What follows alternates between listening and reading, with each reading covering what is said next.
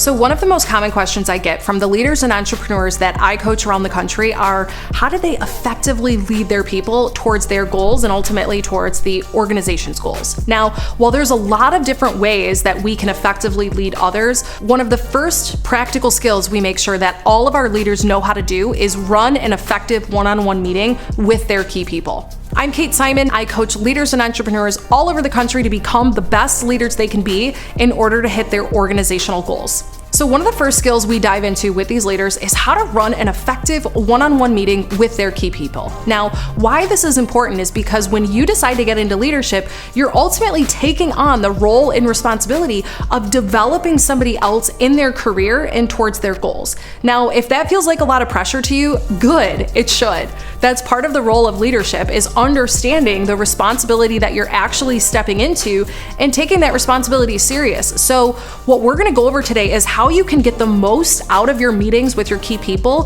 so that you can rest assured that you're showing up strong for your people and you're giving them all the tools that they could possibly need to succeed, not just at their role, but at their life as well. Now, before we get into the key components of a one-on-one, I want to make sure we understand that a one-on-one meeting is different from the average social face-to-face time that you get with your people in office every single day. Now, most of the time when I ask my leaders, hey, are you meeting with your people on a regular basis? Their answer to me is always yes. Now, when I ask them, okay, walk me through what that looks like, it will usually look or sound like some sort of off-schedule meeting. Maybe they grab lunch, maybe they grab coffee, or they're walking to and from the printer back to their desk, catching up about what's going on in the moment. Now, that's important. The regular communication with your key people is obviously an important piece of the role, but I want to make sure that when we're going over the key components of a one-on-one, this is a different type of conversation than your average FaceTime with the people that you work with on a regular basis. Now, why this one-on-one format is so important is because it communicates to the people that you're leading that you have designated time in your schedule on a regular basis that they can count on in order for their professional development. Now, if they're hitting all their goals on a professional level, you still keep these meetings to focus on their personal development. But what this does is it communicates to the people that you're leading that you care about them, you make time for them, and that you're invested in their growth within your company. Now, there's some other off-label benefits to the one-on-one that we've discovered over time with the leaders and entrepreneurs that we coach. So a very common problem that we see with leaders and entrepreneurs that start to lead people for the first time is they assume that being available at the drop of a hat is part of their role as a leader. Make sure you like and subscribe because we're going to be going over that in a future video of common misconceptions of leadership, and being available at all hours of the day is definitely one of them. But for now, it's important to understand that when we get into the people development business, it's actually not our job to be available at the drop of a hat, but it is important that we hold space for them on a regular basis. So if you're like most leaders that I coach right now, you might be thinking, Kate, I don't have any additional time in my schedule to actually take on more meetings.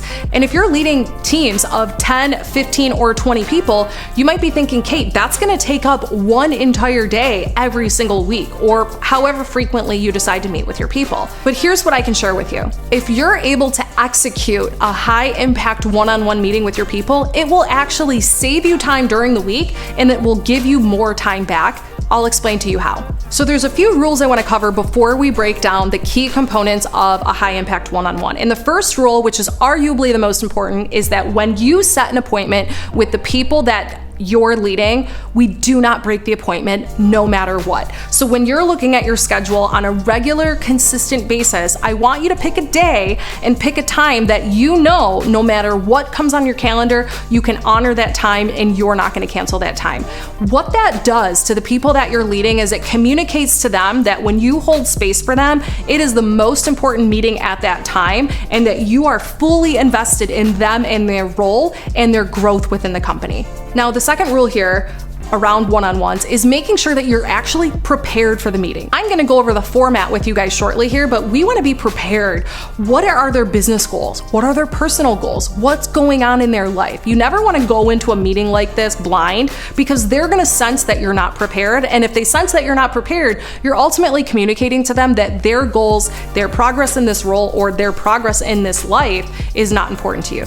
Now, the last rule here, and honestly, this should go without saying, but make sure that they understand that these one-on-one meetings are confidential, they're for their development, and they're ultimately a safe space to discuss their development, what tweaks and changes need to be made, so that they can leave that meeting feeling empowered and excited to take on the next week ahead. Another point here I'd like you to consider before we get into the one-on-one is that depending on the size of your organization, the frequency in which you'll meet with your people might change.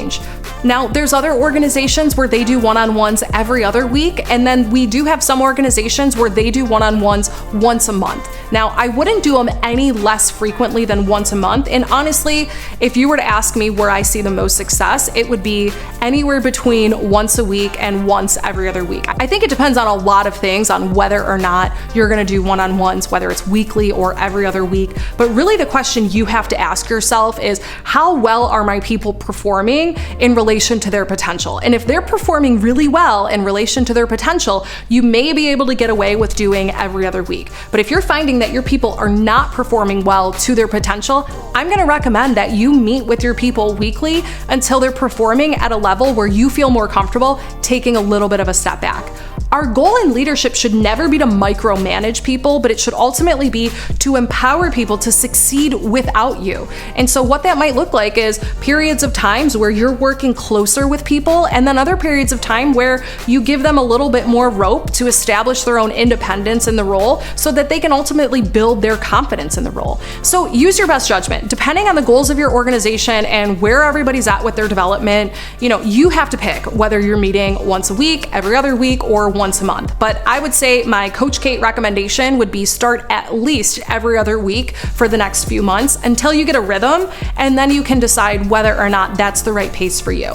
Okay, so let's go ahead and get into the format of a high impact one-on-one. Number one, believe it or not, is we recommend that you do a small period of rapport building or small talk, okay? For my leaders that are hard charging and they run fast, you're gonna roll your eyes and you're gonna think, Kate, we don't have time for small talk, we gotta go right to the goals. But let me share with you why this is important. In the small talk that we have with our people, we're gonna have a chance to understand what's been going on with them with the last week, what's been good about their last week, what challenges have they had in the last week, how are they doing? And this is usually the space where they're gonna share with you, oh yeah, I had a great week, I've had some friends in town, or they might share with you some personal challenges that they're going through. So for instance, I have a client I'm working with right now where we're working on an accountability protocol and her son just got admitted to the hospital last week. So I'm probably gonna wanna know information like that before I go into coaching and development mode, because quite frankly, it should change how you develop that person. So the best leaders out there actually have an incredibly high level of emotional intelligence.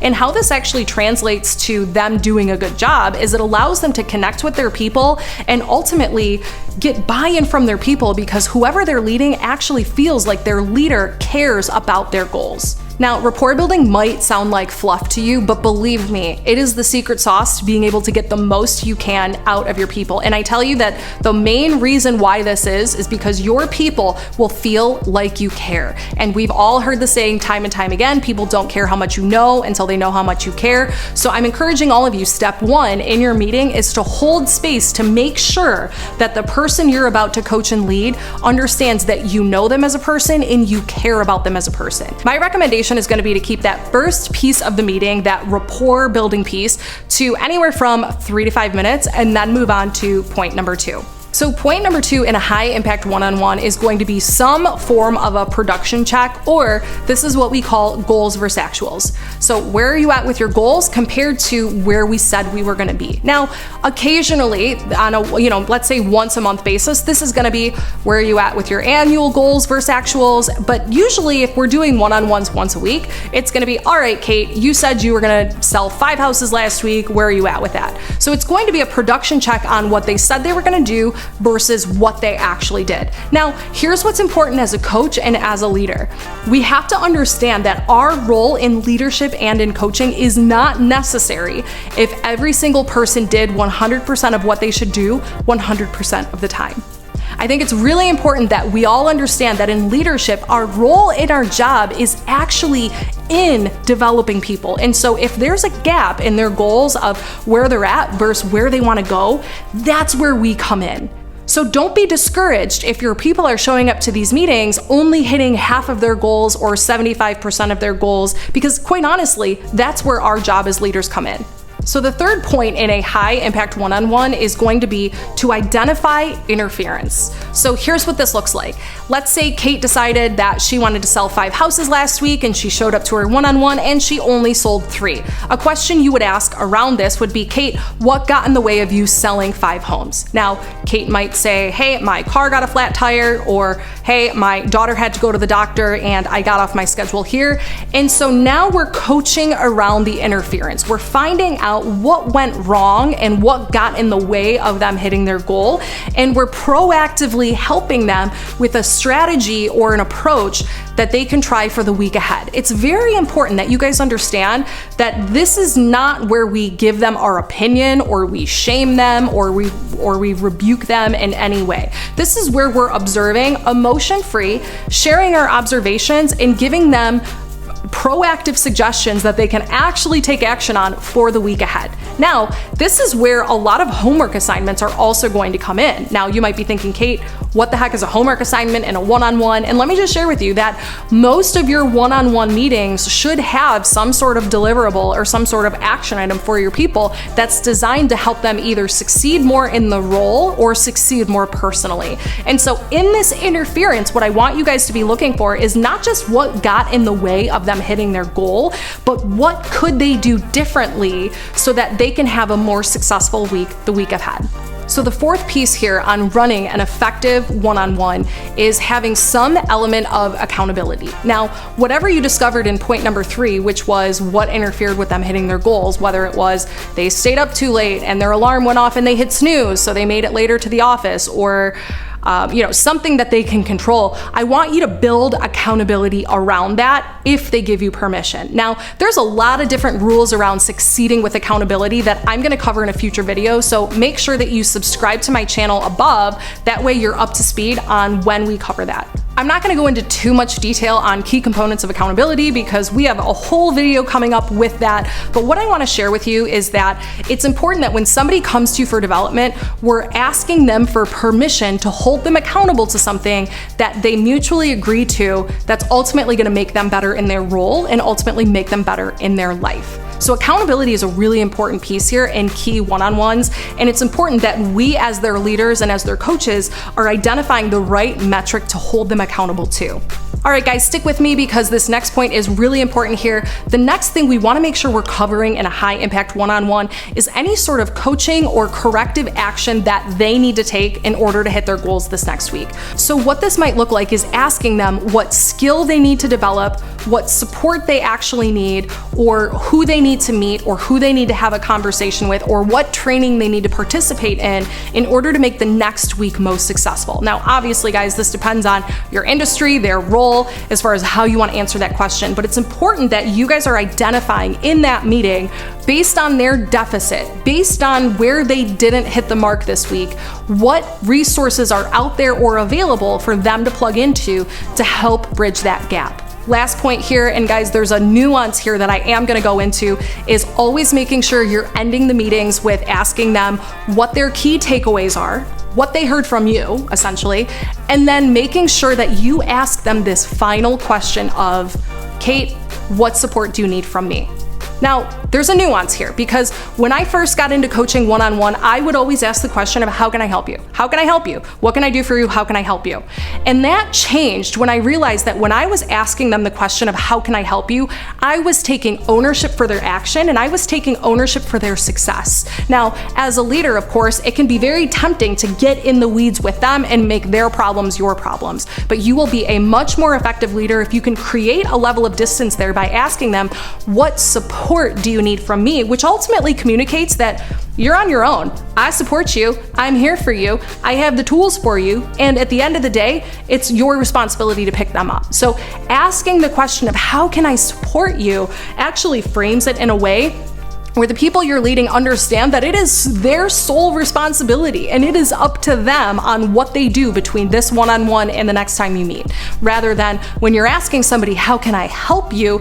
It sort of ropes you in as a leader to being responsible for their success. So those are our points for a high impact one-on-one. And what I'm gonna ask might be a little bit strange, but I want you to try this one-on-one format with your people. Schedule out the frequency that you believe is right for your organization, whether it's once a week or once every other week. Follow this format and come back in a couple weeks and share with me the development of your people and how it's going for you. Thanks for watching and can't wait to see you on the next one.